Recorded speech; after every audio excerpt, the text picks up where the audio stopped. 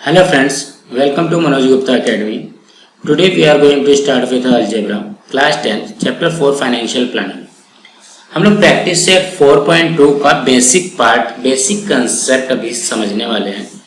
तो सबसे पहले 4.2 को स्टार्ट करने के पहले जो उसका बेसिक कंसेप्ट है वो अभी हम लोग पहले समझ लेते हैं। सो दोस्तों, अभी तक आप लोगों ने इस चैनल को सब्सक्राइब नहीं किया है तो please subscribe our channel, like कीजिए और अपने फ्रेंड्स के साथ शेयर कीजिए। जीएसटी इन ट्रेडिंग चेन, किस तरीके से जीएसटी हमारे ऊपर लगता है या हम जो होलसेलर है, जो रिटेलर है, जो कंज्यूमर है, किस तरीके से जीएसटी पे करते हैं वो हम लोग देखते हैं। मैन्युफैक्चरर का मतलब क्या हो गया? मैन्युफैक्चरर का मतलब हो गया बनाने वाला। जो भी प्रोडक्ट जहाँ पे बनाने वाला रहेगा, मतलब जैसे कोई किसान हो गया, फार्मर हो गया, उसके बाद कोई शॉप की इंडस्ट्री हो गई जहाँ पे साबुन वगैरह बनते हैं। तो ये क्या हो जाएगा? कोई भी प्रोडक्ट बनाने वाला जहाँ पे बनता है, जहाँ पे जो प्रोडक्ट बनता है उसको क्या बोला जाता है? मैन्युफैक्चरर बोला जाता है।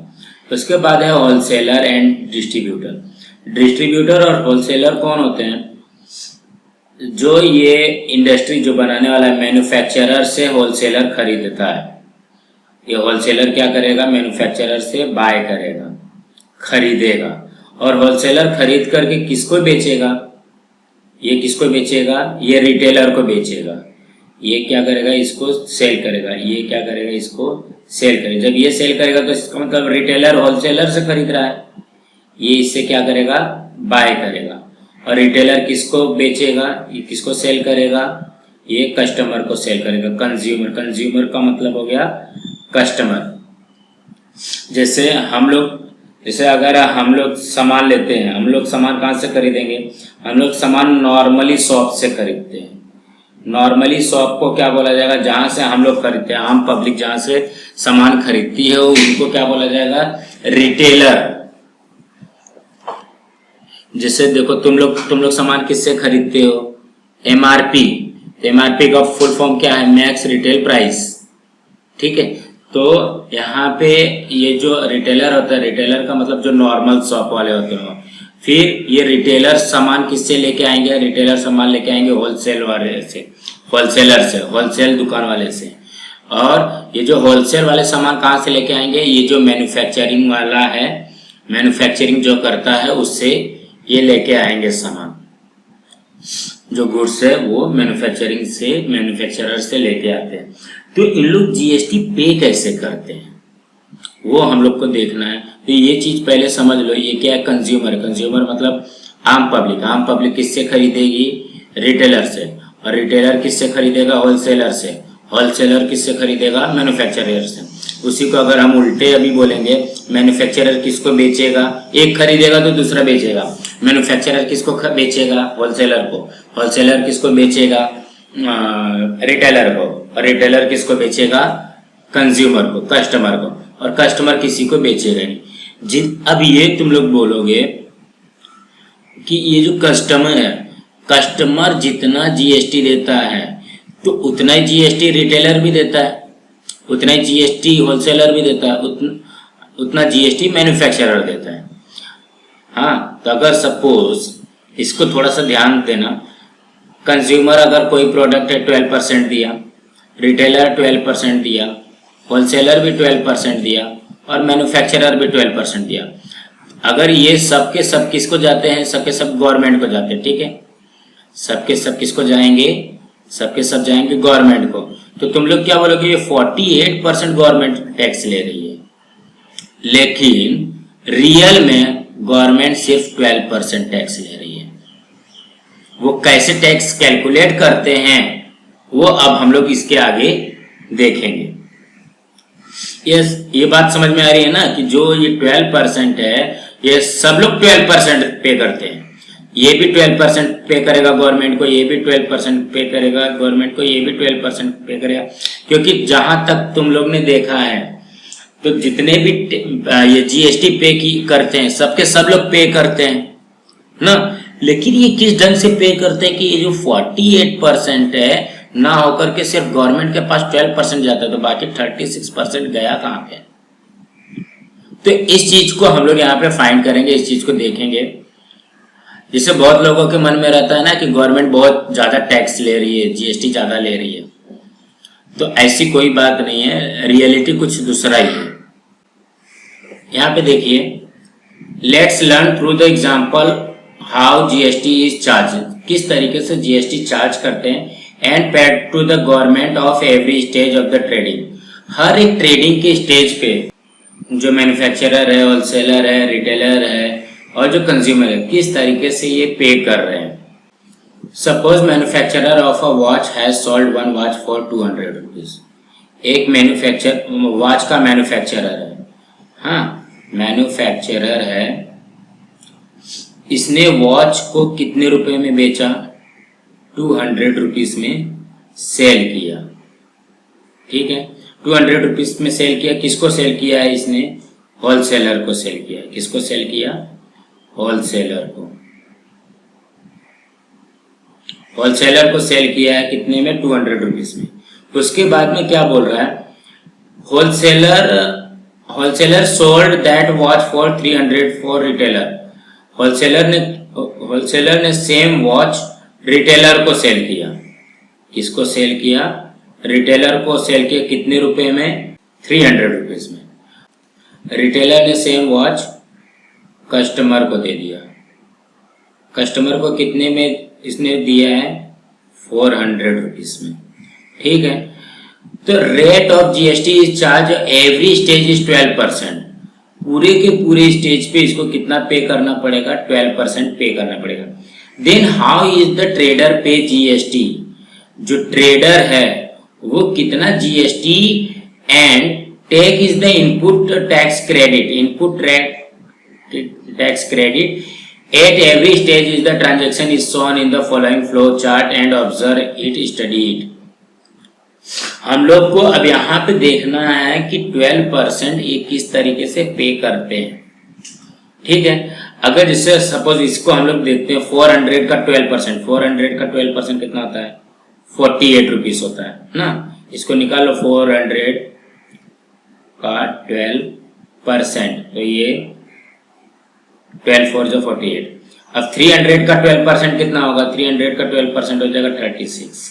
उसके बाद 200 का 12% कितना हो जाएगा, तो यहाँ पे लिख लो 200 इंटू 12%, तो हो जाएगा 12 टू जा 24 रुपीज। हाँ, इसका 36, इसका 48। तो कहने का क्या मतलब, ये हमको अब यही देखना है कि ये जो 24, 36 और 48 ये टोटल बहुत ज्यादा हो जा रहा है, लेकिन गवर्नमेंट के पास सिर्फ कितना पहुंचेगा, गवर्नमेंट के पास पहुंचेगा सिर्फ 48 रुपीज। अभी सिर्फ 48 रुपीज पहुंचता, तो ये पैसे कहाँ पे गए, 36 और 24। तो हम लोग इसको और अच्छी तरीके से समझते हैं नेक्स्ट स्लाइड में। इस तरीके से आपके बुक में दिया हुआ है, तो हम लोग पहले इसको समझ लेते हैं। Here 3 financial transactions took place till the watch from manufacturer reaches to the consumers। Manufacturer से लेकर के कस्टमर तक, कंज्यूमर तक जाने के लिए 3 बार ट्रांजेक्शन हुआ है। देखो यहाँ पे 200 का एक ट्रांजेक्शन हुआ है, 300 का एक बार ट्रांजेक्शन हुआ है, 400 का एक बार ट्रांजेक्शन हुआ। How the tax is charge, tax किस तरीके से चार्ज किया जाता है, collect and pay to the central government and state government. किस तरीके से सेंट्रल गवर्नमेंट के पास सीजीएसटी और एसजीएसटी जाता है। At each stage is shown below, हर एक स्टेज यहाँ पे तुमको बताया गया है। Statement of tax is a paid given in the table thereafter. उसके बाद में एक टेबल बनाया गया है कि यहाँ पे इस तरीके से टैक्स जाएगा। अब यहाँ पे इसको पहले देख लो। देखो मैन्युफैक्चरर इसको पे कर रहा है, मैन्युफैक्चरर इसको वॉच को सेल कर रहा है, घड़ी को बेच रहा है। किसको बेच रहा है, होलसेलर को। कितने रुपए में, 200 रुपीज में, ठीक है। फिर होलसेलर उसी सेम वॉच को रिटेलर को दे रहा है 300 रुपीज। उसके बाद ये रिटेलर जो है वो कस्टमर को दे रहा है 400 रुपीज में। ये यहाँ पे 400 और 300 200 इसलिए लिया गया है ताकि कैलकुलेशन करने में ज्यादा दिक्कत ना आए। अब यहाँ पे देखिए ये क्या किया, 1200 का 200 का 12% निकला है। 200 का 12% कितना होता है? 24।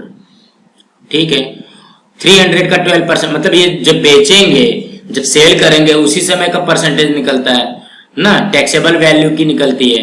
तो ये कितना है? 36। और कस्टमर इसको पे कितना कर रहा है? 48 रुपीज।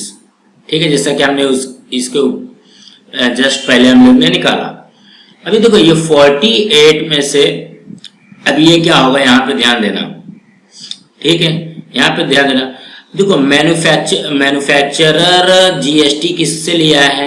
होलसेलर से लिया है जीएसटी 24 रुपीज। तो ये क्या करेगा कि मैन्युफैक्चरर कितना जीएसटी देगा? मैन्युफैक्चरर पूरा का पूरा जीएसटी इसको दे देगा। किसको? गवर्नमेंट को। कितना दिया मैन्युफैक्चरर? 24 रुपीज दे दिया। अब यहां से ये किसने पे किया था? होलसेलर ने पे किया था। होलसेलर ने जीएसटी के नाम पे कितना दिया था? मैन्युफैक्चरर को 24 रुपीज दे दिया था। तो मैन्युफैक्चरर क्या करेगा? जितना भी जीएसटी आया है उसके पास वो 24 रुपीज दे दिया गवर्नमेंट को। ठीक है, उसके बाद में रिटेल अब क्या कर रहा है? होलसेलर, ये तो जीएसटी इसने पे कर दिया, होलसेलर ने जीएसटी मैन्युफैक्चरर को दे दिया 24 रुपीज। अब क्या हो रहा है? होलसेलर ने फिर से वॉच को बेचा रिटेलर के पास और रिटेलर ने जीएसटी दिया 300 रुपीज का। 300 रुपीज का जीएसटी कितना हुआ? 36। अब रिटेलर क्या बोलता है? रिटेलर तो इसको दे दिया 36 रुपीज। अब होलसेलर बोलता है 36 रुपये इसके पास क्या आया? ये जीएसटी की आ गई। जीएसटी का 36 रुपीज इसके पास आ गया। अब ये होलसेलर क्या बोलता है कि 24 रुपीज जीएसटी तो मैंने मैन्युफैक्चरर को दिया था, उसने गवर्नमेंट को जब दे दिया तो मैं ये 36 पूरा थोड़ी ना दूंगा, वो ये एक बार तो दे दिया ना जीएसटी इसको। अब ये जो 36 है, बोले ये क्या बोल रहा है कि ये जो 36 है उस पे मैं 24 माइनस करके दूंगा। तो 36 में से 24 माइनस होकर के वो कितना देगा? वो कितना देगा? 12 रुपीज देगा। कौन देगा? ये होलसेलर दे देगा। क्यों देगा ऐसा? क्योंकि होलसेलर को ये जीएसटी आया है, ये जीएसटी उसको आया है बाहर से, मतलब रिटेलर ने उसको जीएसटी के नाम पे होलसेलर को दे दिया इतना जीएसटी। बट होलसेलर ने भी तो 24 रुपीज मैन्युफैक्चरर को दिया है जीएसटी के नाम पे, और वो जीएसटी गवर्नमेंट के पास पहुंच गई है। तो ये अपने घर से जीएसटी थोड़ी ना देगा, वो तो बिजनेस से जीएसटी देगा। तो बिजनेस कितने रुपीस का किया? जीएसटी कितना है? बिजनेस किया 300 का और जीएसटी आया 36 का। तो 36 में से 24 को माइनस करके 12 रुपीज जो आएगा वो जीएसटी के नाम पे दे देगा। तो ये 12 रुपीज दिया। अब सेम उसी फंडे से रिटेलर अब क्या कर रहा है? रिटेलर वॉच बेच रहा है कस्टमर को, और कस्टमर से 400 का 12% लिया 48 रुपीज। 48 रुपीज ले लिया। अब 40 देखो, ये 48 कौन लिया? रिटेलर लिया। रिटेलर ने कितना लिया? जीएसटी 48 लिया। अब यहाँ पे जब जीएसटी 48 रुपीज लेगा कस्टमर से, रिटेलर 48 जीएसटी लिया, लेकिन इसने जीएसटी कितना पे किया था होलसेलर को? 36। और ये 48 में से 36 को माइनस करके ये भी कितना देगा? सॉरी, रिटेलर, ये होलसेलर नहीं, ये कस्टमर नहीं देगा, ये कौन देगा? रिटेलर देगा। रिटेलर कितना देगा? ये भी 12 रुपीज देगा। तो यहाँ पे देखो ये पूरा ये अमाउंट जो है 24, 12 प्लस 12, मतलब ये जीएसटी के नाम पे जा रहा है ना। क्या हुआ? 48 रुपीज कस्टमर ने दिया रिटेलर को, फिर रिटेलर ने 36 इधर दे दिया प्लस 12। 36 प्लस 12 कितना होता है? 48। मतलब रिटेलर के पास जितना जीएसटी आया उसने गवर्नमेंट को दे दिया। अब ये 12 रुपीज ये रिटेलर ने डायरेक्ट गवर्नमेंट को दिया है, और 36 जो रुपीज है वो होलसेलर को दे दिया। ठीक है, अब उसी तरीके से होलसेलर वाला भी करेगा। होलसेलर ने कितना पे कर दिया? उसके पास कितना जीएसटी इकट्ठा हुआ? 36 रुपीज। 36 रुपीज का 12 रुपीज उसने डायरेक्टली गवर्नमेंट को दिया है, और 24 रुपीज जो है ये मैन्युफैक्चरर को दे दिया। अब यहाँ पे मैन्युफैक्चरर के पास आ गया 24 रुपीज। मैन्युफैक्चरर और किसी को दे ही नहीं सकता, और किसको देगा मैन्युफैक्चरर जीएसटी? तो वो क्या करेगा? वो भाई मेरे पास 24 रुपया जीएसटी आया, 24 आया, ये गवर्नमेंट को दे दिया, तो ये टोटल इसका हो गया 48 रुपीज। इन शॉर्ट में ये सब ना रिटेलर, होलसेलर, मैन्युफैक्चरर सिर्फ जीएसटी को गवर्नमेंट तक पहुंचाने का काम करते हैं। जीएसटी किससे लिया जाता है? जीएसटी लिया जाता है कंज्यूमर से, कस्टमर से। समझ में आ रहा है? कस्टमर, देखो यहाँ पे कस्टमर ने कितना दिया था? 48 रुपीज दिया था। वही 48 रुपया गवर्नमेंट को पास गया, गवर्नमेंट ने उसको हाफ ऑफ कर लिया, हाफ CGST ले लिया, हाफ SGST ले लिया, सेंट्रल वाले ने ले लिया और स्टेट वाले ने ले लिया। इसी तरीके से जीएसटी कैलकुलेट होता है। अब यहाँ पे एक चीज समझने लायक है,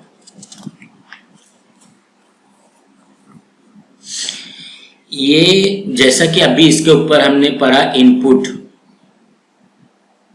इनपुट टैक्स और आउटपुट टैक्स, ये पूरी तरीके से इसका मीनिंग उल्टा करके समझोगे तो ही समझ में आएगा, नहीं तो कंफ्यूज हो जाओगे। अब मुझे ये बताओ, जैसे सपोज ये एक होलसेलर का एग्जांपल लेते हैं, ठीक है, ये होलसेलर का एग्जांपल ले लेते हैं, नहीं तो ये रुको इसको रफ कर दो। तब ये होलसेलर का एग्जांपल ले लेते हैं। होलसेलर के पास जीएसटी जो आया है, जो जीएसटी आया है वो किस में हो जाएगा? वो आउटपुट में हो जाएगा। और होलसेलर ने जो इनपुट दिया है, सॉरी जो जीएसटी दिया गया है वो किस में चले जाएगा? इनपुट में चले जाएगा। ये याद रखना। अभी रिटेलर के लिए है, रिटेलर के लिए इनपुट आउटपुट क्या हो जाएगा? रिटेलर के लिए इनपुट देखो, जो इसको उल्टा कर लो, जो आया है वो क्या हो जाएगा? वो आउटपुट हो जाएगा। और जो उनके पास से गया है, जैसे जो उनके पास से गया है, जो उन्होंने पे किया है, वो क्या हो जाएगा? वो इनपुट हो जाएगा। इसको इस तरीके से समझ सकते हो। इनपुट का मतलब क्या हो गया? उन्होंने पहले दिया है, तो जो पैसा उन्होंने दिया रहेगा वो इनपुट हो जाएगा। और जो कस्टमर से लिया रहेगा, जो कस्टमर के पास से जीएसटी ली रहेगी, तो वो क्या हो जाएगा? इनपुट, सॉरी आउटपुट हो जाएगा। तो कहने का क्या मतलब है? इनपुट कब होता है? इनपुट होता है जब हम बाय करते हैं, जब हम खरीदते हैं, खरीदते टाइम इनपुट और सेलिंग के टाइम पे आउटपुट। इसमें ही बहुत बड़ी कंफ्यूजन होती है बच्चों को। तो कभी भी आउटपुट जो टैक्स रहेगा वो कब रहेगा? सेलिंग के टाइम पे आउटपुट रहेगा और बाइंग के टाइम पे इनपुट रहेगा। इस चीज को याद रखना। अगर कोई बाय कर रहा है, कोई भी हो गया, चाहे मैन्युफैक्चरर हो गया, होलसेलर हो गया, रिटेलर हो गया और कस्टमर हो गया, अगर कोई बाय कर रहा है तो इनपुट टैक्स होगा, और अगर कोई सेलिंग करेगा तो आउटपुट टैक्स होगा। इस चीज को याद रखना। कोई खरीद रहा है, खरीदते टाइम का जो टैक्स रहेगा वो इनपुट टैक्स रहेगा, और बेचते टाइम का जो टैक्स रहेगा वो आउटपुट टैक्स होगा। यहाँ पे देखिए क्या लिखा है, trading between GSTIN holders is known as the business to business. अगर जैसे मैन्युफैक्चरर था, उसके बाद होलसेलर था, उसके बाद रिटेलर था, रिटेलर के बाद में कस्टमर था। इस तरीके से हमारा चेन बना था, ठीक है। अब GSTIN नंबर किसके पास होगा? GSTIN नंबर किसके पास होगा? तो देखो यहाँ पे मैन्युफैक्चरर के पास हो सकता है, होलसेलर के पास हो सकता है और रिटेलर के पास हो सकता है, ठीक है। कस्टमर के पास GSTIN नहीं होता क्योंकि इसका ट्रांजैक्शन कुछ नहीं होता है। जिसका ट्रांजैक्शन 20 लाख के ऊपर रहेगा उसके पास ही GSTIN होता है। इन शॉर्ट B2B का मतलब क्या हो गया? बिजनेस टू बिजनेस का transaction. Trading between GSTIN holder and customer is known as the business to customer consumer B2C। ये क्या होगा? ये B2B होगा, ये भी B2B होगा, बट ये क्या हो जाएगा? ये होगा B2B बिजनेस टू बिजनेस, ये भी हो जाएगा B2B, और ये जो होगा B2C हो जाएगा बिजनेस टू कंज्यूमर। ना, business to consumer in short B2C, this is the last link of the trading chain. जो भी ट्रेडिंग चेन बनता है या तो B2B रहेगा या तो B2C रहेगा। B2C में जो कंज्यूमर रहेगा, कस्टमर रहेगा, उसका रहेगा। ठीक है, अब यहाँ पे देखो मैन्युफैक्चरर ने कितना CGST और SGST दिया, 24 रुपीज। होलसेलर ने कितना दिया, 6 रुपीज, दोनों को दिया तो 12 रुपीज जैसा हमने पहले निकाला, और ये 12 रुपीज इसको दिया। ये टोटल कितना हुआ, कस्टमर से 48 रुपीज दिया था, ये GST गवर्नमेंट को गया। अब इसमें से 24 रुपीज किसको जाएगा, CGST को जाएगा, और ये वाला 24 रुपीज किसको जाएगा, SGST को जाएगा। यहाँ पे देखिए, observe that the every stage, सभी स्टेज को देखो। A trader has a paid GST after subtracting tax he paid eight the time of the purchase. Purchase के टाइम पे जो भी GST जिसने लिया था, जिसने जो GST पे किया है, परचेस के टाइम पे जो इसने जो पे किया है, उसको जो सेलिंग के टाइम पे जो लिया रहता है उसमें से माइनस करता है। At the end of the customer paid 448 rupees to the watch. Customer कितना पे कर रहा है, 400 रुपीज उसको प्लस 48 रुपीज GST ये कर रहा है। So the total tax paid by the trader was indirectly paid by the customer. So GST is a type of indirect tax. जितना देखो 48 रुपीज कस्टमर ने पे किया, जो मैन्युफैक्चरर है, ट्रेडर है और होलसेलर है, ये सब लोग ने क्या किया, ये सब लोग ने मिक्स करके 48 रुपीज ही गवर्नमेंट के पास में पे किया। In case the wholesaler and retailer are their input as a credit, उनका इनपुट जो होता है, इनपुट टैक्स कब लगेगा, अभी मैंने बताया परचेस के टाइम पे। इनपुट टैक्स कब लगता है, परचेस के टाइम पे। ठीक है, तो परचेस के टाइम पे जो उनका इनपुट टैक्स लगेगा,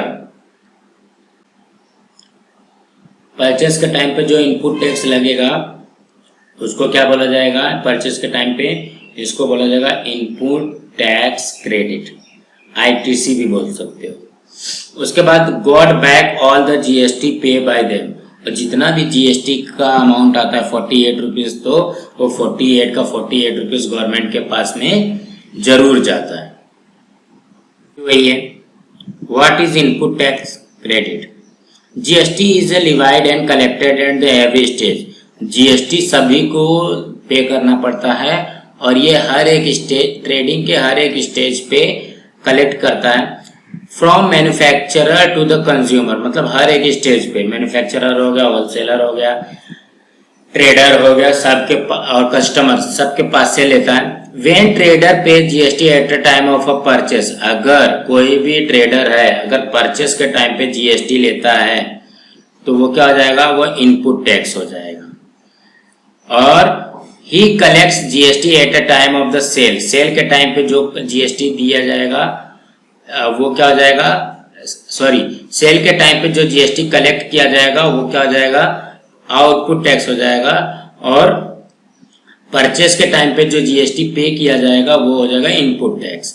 eight the time of the paying GST of the government, a trader deducted the input tax from output tax. जब भी गवर्नमेंट को दिया जाता है तो क्या किया जाता है, आउटपुट टैक्स में से इनपुट टैक्स को माइनस कर दिया जाता है। देखो यहाँ पे GST payable is equal to output tax minus input tax. The deduction of input tax is called the input tax credit. जो भी डिडक्ट किया जाता है, माइनस किया जाता है, उसको क्या बोला जाता है, इनपुट टैक्स क्रेडिट बोला जाता है। In short, while paying taxes of the government, each trader as the trading chain subtract the tax paid at the time of the purchase। Purchase के टाइम पे जो भी उन्होंने पे किया रहता है, GST पे किया रहता है, वो कलेक्ट करके उसमें से माइनस करके गवर्नमेंट को दे दिया जाता है। यहाँ पे एक एग्जांपल दिया हुआ है, इसको पहले हम लोग सॉल्व कर लेते हैं। देखो यहाँ पे क्या है, मैन्युफैक्चरर सोल्ड अ साइकिल। एक मैन्युफैक्चरर है, मैन्युफैक्चरर इसने साइकिल को सोल्ड किया है, किसको, देखो manufacturer sold a cycle for a taxable value 4000 to the wholesaler. Wholesaler को 4000 में सेल किया है, 4000 में होलसेलर को सेल किया है, ठीक है। Wholesaler sold it and retailer, wholesaler ने किसको सोल्ड किया, ये होलसेलर ने रिटेलर को सोल्ड किया है कितने में, 4800 में, ठीक है। Taxable value, retailer sold it to customer, retailer ने कस्टमर को कितने में सोल्ड किया है, कस्टमर को कितने में किया है, कस्टमर को किया है 5200 में, ठीक है। रेट ऑफ जीएसटी इज 12%, इसका हमको 12% निकालना है। और सीजीएसटी और एसजीएसटी जैसे अभी हमने जस्ट ऊपर किया, तो सबसे पहले क्या करते हैं, इसको हम लोग पहले अपने से सॉल्व कर लेते हैं, उसके बाद में इसको पे करें। यहाँ पे देखो 4000 का 12% कितना हो जाएगा, यहाँ पे इसका 12% निकालो तो ये हो जाएगा 480 रुपीज़ ना। उसके बाद में इसने भी 12% दिया है, अब इसका 12% कितना होता है, 4800 का 12% हो जाएगा 576 रुपीज़, ठीक है। और 5200 का कितना हो जाएगा, ये हो जाएगा, इसका 12% कितना हो जाएगा, ये होगा 624 रुपीज़। अब यहाँ पे देखो ये वाली अमाउंट जो है 624 रुपीज़, ये तो डायरेक्ट गवर्नमेंट को नहीं जाएगी, ये किसको जाएगा, 624 रुपीज़, ये मतलब गवर्नमेंट के पास इतना जाना चाहिए, 624 रुपीज़ गवर्नमेंट के पास जाना चाहिए, ठीक है। अब यहाँ पे देखो ये क्या बोलता है, ये 480 किसको दे रहा है, 480 दे रहा है मैन्युफैक्चरर को, ठीक है। इसने मैन्युफैक्चरर को दिया और मैन्युफैक्चरर लेके जाएगा, ये किसके पास देगा, गवर्नमेंट के पास देगा ना। तो ये किसको देगा, यहाँ पे देखो इसने पहले 480 पे कर दिया, उसके बाद में ये इसका क्या हो जाएगा, ये 576 किसका है, होलसेलर टू, देखो यहाँ पे होलसेलर ने इसको दिया है, परचेस करते समय इसको दिया है, जब ये परचेस करते समय रहेगा तो ये क्या हो जाएगा, इनपुट हो जाएगा, किसके लिए इनपुट होगा, होलसेलर के लिए। हाँ, अभी हम लोग होलसेलर की बात करते हैं, मैन्युफैक्चरर ने तो इसको दे दिया, होलसेलर ने परचेस करते टाइम इसको दिया, तो ये क्या हो जाएगा, मेरा इनपुट हो जाएगा। और रिटेलर ने होलसेलर को दिया है, रिटेलर ने होलसेलर को कितना दिया, 576, तो ये जो है होलसेलर के लिए क्या हो जाएगा, 576, इसके लिए होलसेलर के लिए 576 क्या हो जाएगा, आउटपुट हो जाएगा। तो आउटपुट में से इनपुट को माइनस कर दो, 576 में से 480 को माइनस कर दो, 480 को माइनस करोगे तो यहाँ पे कितना जाएगा, ये 96 रुपीज़ हो जाएगा। और ये 96 भी किसको जाएगा, यहाँ पे चले जाएगा गवर्नमेंट के पास में 96। हाँ देखो यहाँ पे इसने बाय करते समय इसने दिया था ना 480, तो वो उसके लिए इनपुट हो जाएगा, और सेलिंग करते समय जो दिया था वो आउटपुट हो जाएगा ना। अब उसी तरीके से रिटेलर के लिए भी निकालो, रिटेलर ने बाय करते समय लिया था, खरीदते समय लिया था, तो ये इसका क्या हो जाएगा, रिटेलर के लिए ये इनपुट हो जाएगा। और कस्टमर ने इसको दिया था 624, तो ये क्या हो जाएगा, इसके लिए आउटपुट हो जाएगा। तो आउटपुट में से इसको माइनस करोगे तो कितना हो जाएगा, 624 में से 576 माइनस किया तो कितना हो जाएगा, ये हो जाएगा 48 रुपीज़। तो यहाँ पे भी ये अमाउंट है, ये भी किसको जाएगा, 48 रुपीज़। तो यहाँ पे देखो इसको प्लस कर लो, 6 8 14 कैरी 1 8 9 9 9 18 18 4 22 2 624। देखो 624 कस्टमर ने जो जीएसटी पे किया था वही आया है, समझ में आया। तो इसी तरीके से हमको यहाँ पे एक एक्टिविटी दी गई है, इसके नीचे हम लोग पहले एक्टिविटी को फिल कर लेते हैं। देखो यहाँ पे क्या जाएगा, मैन्युफैक्चरर आ जाएगा, ये मैन्युफैक्चरर हो गया। यहाँ पे होलसेल, यहाँ पे जगह नहीं है, मैं थोड़ा ही लिख रहा हूँ होलसेलर, इसको आप लोग पूरा लिख लीजिएगा। यहाँ पे आ जाएगा रिटेलर और ये हो जाएगा कंज्यूमर। ठीक है।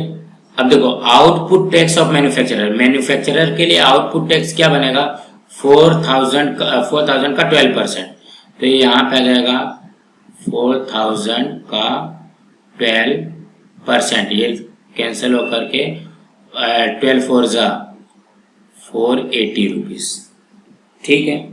उसके बाद में यहाँ से ये तो हो गया है GST payable by manufacturer. GST manufacturer कितना पे करेगा, मैन्युफैक्चरर देखो पूरा का पूरा पे कर देगा, कितना पूरा पे करेगा 480 रुपीज, ठीक है। उसके बाद output tax of the wholesaler, अब होलसेलर के लिए निकालने का है, इसका आउटपुट क्या निकलेगा, इसका आउटपुट निकलेगा 576, मतलब 4800 का 12%, तो ये हो जाएगा 576 में से 480 माइनस करके 96, ये भी यहाँ पे करना पड़ेगा।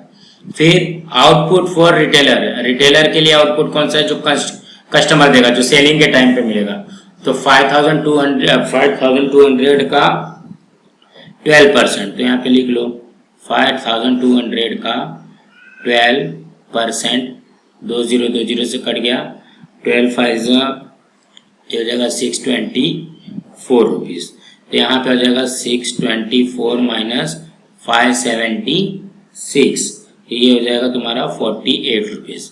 यहाँ पे 48 रुपीज जैसा अभी हमने टोटल किया था, तो इसका टोटल कितना आ जाएगा, इसका टोटल यहाँ पे आएगा देखो 8 एंड 4, यहाँ पे 2, यहाँ पे 624 रुपीज, इतना गवर्नमेंट को जा रहा है। अब यहाँ पे मैं देखो यहाँ पे उल्टा लिख दिया मैंने, पहले जीएसटी CGST निकाला था, उसके बाद में जीएसटी किए थे।